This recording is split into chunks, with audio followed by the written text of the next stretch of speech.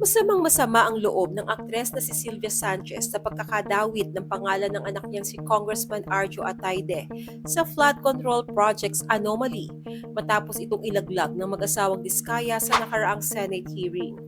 Malinaw na maririnig na binanggit ni Curly Diskaya ang pangalan ni Arjo na isa sa mga tumanggap ng lagay o kickback mula sa kanila kaugnay ng DPWH flood control projects nila. Of Pasig City, Kong Jojo Uswag Ilonggo Party List, Congressman Patrick Michael Vargas of Quezon City, Kong Juan Carlos Arjo Aytayde of Quezon City. Sa IG ay inirepost ni Sylvia ang IG story ni Arjo kung saan mariin itong itinanggi ang sworn statement ng mga Diskaya laban sa kanya at sinabi, I categorically deny the allegation that I benefited from any contractor.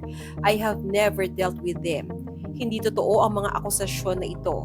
I have never used my position for personal gain, and I never will. I will avail of all remedies under the law to clear my name and hold accountable those who spread these falsehoods.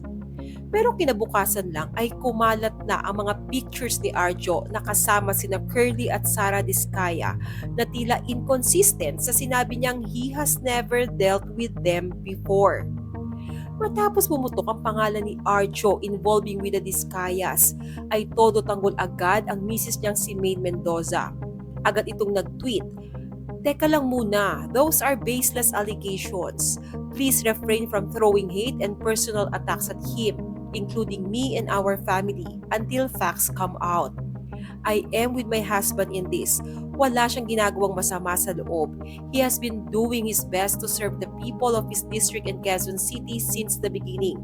I sincerely hope and pray that the people who are truly responsible will be held accountable and that innocent individuals be spared from this mess.